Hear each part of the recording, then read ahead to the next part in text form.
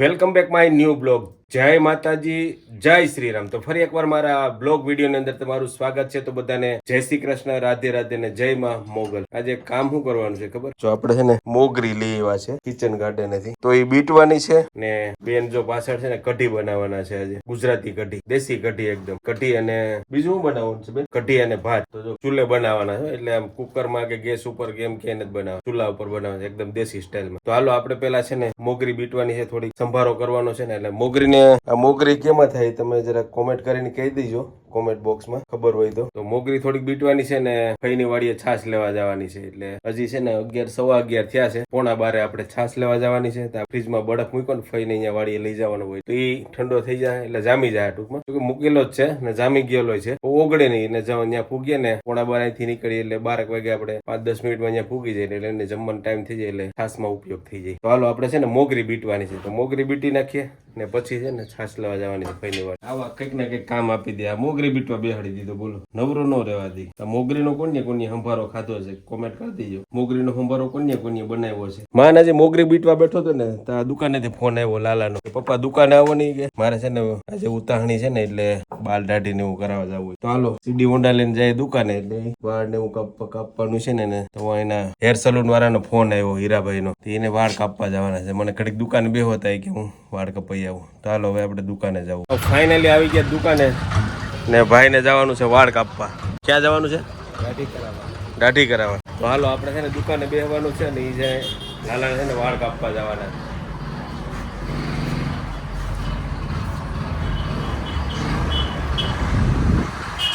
હા એમને તો એવું લાગે કે એસી ફિટ કરેલું છે. એનું કારણ શું છે ખબર? એસી તો છે નહીં, પંખો જ છે, પણ ઉપર પતરા નાખે.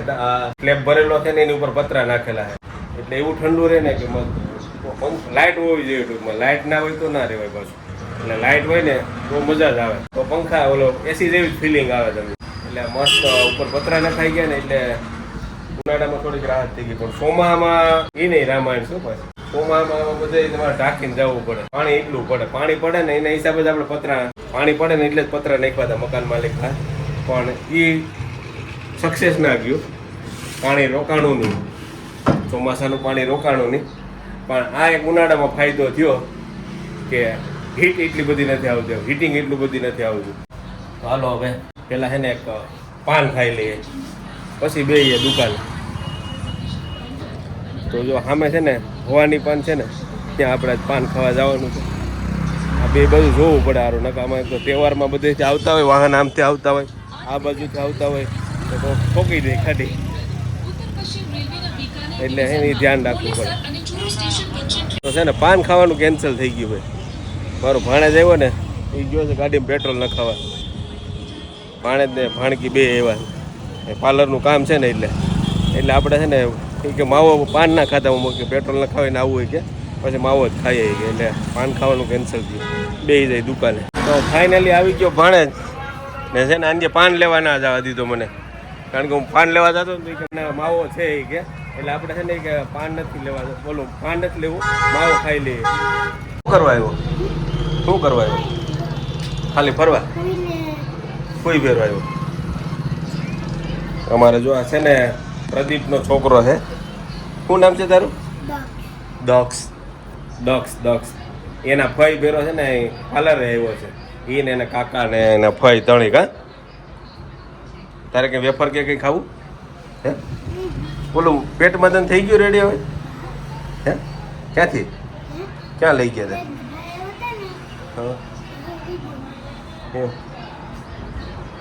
હમણાં છે ને પેટમાં તકલીફ થઈ ગઈ હતી, ઉલટી ને એવું થયા કરતું કે પેટમાં દુખતું ને ઉલટી થતી. 2-3 ડૉક્ટરો બદલાવ્યા પણ ભેરું ન થયું. હાલો ભાઈને છે ને વેફર ખાવી તો વેફર લઈ આવી દો. પાનનું કેન્સલ થયું.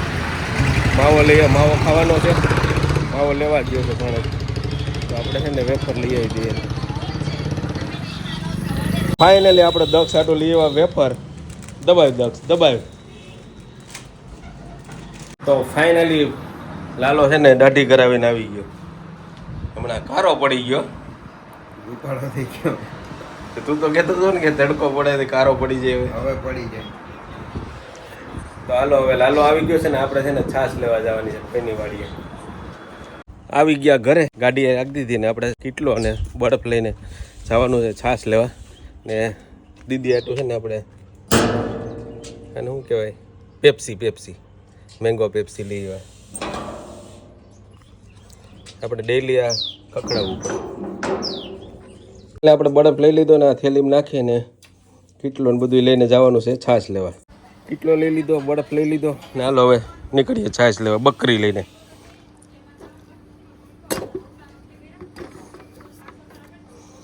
ગાડીમાં રાખી દીધો. હા છાશ લેવા જવાનું મોડું થઈ ગયું ભાઈ. તડકો લીધો માથે, જુઓ સૂરજનારાયણ બહુ તૈપા છે. કાંઈ જ્યાં ગાડી રાખી ત્યાં ગાડી રાખી દીધી ને આજ થઈ ગયું મોડું. ભાઈઓ જમી લીધું ના હોય તો સારું. રાબેતા મુજબ સાપલી બંધ કરી દીધી, છાશ લઈ લીધી ને ગાડી આપણે સાંયા પડી છે. હવે છે ને પોણો થઈ ગયો છે, ઘરે જઈને સીધું જમી જ લેવું.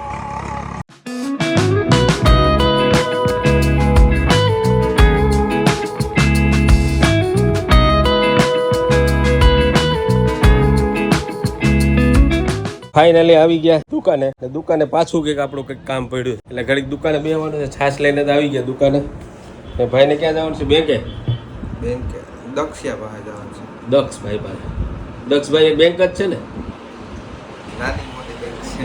નાની મોટી બેંક છે.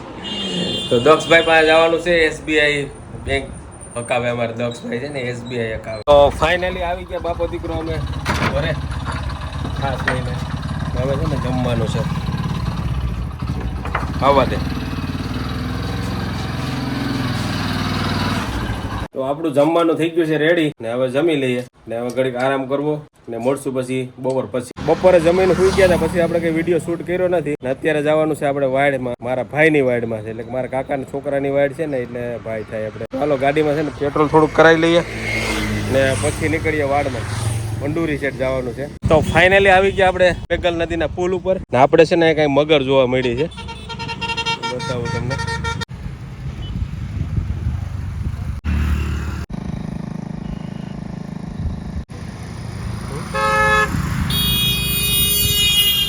ફાઇનલી આવી ગયા ભંડુરી ને આપણે ભાઈની વાડ છે આજે.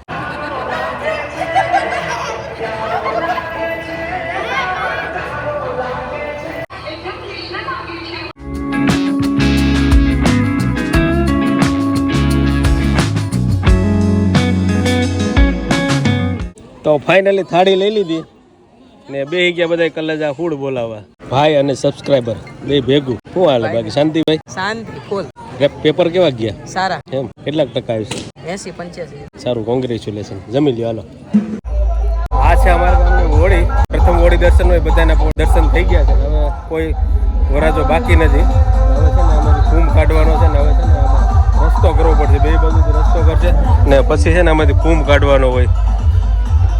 એટલે આ બધા લગભગ બેઠા ને હવે કુંભ કાઢશે ને ત્યાં સુધી રોકાવાના છે.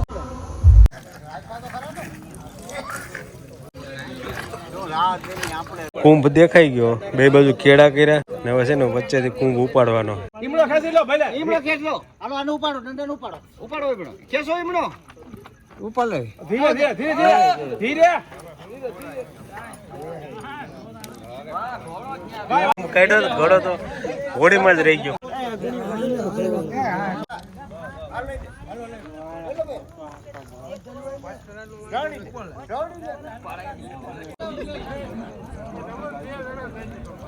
બહેનો દ્વારા છે ને હોળીને ઠારવામાં આવે.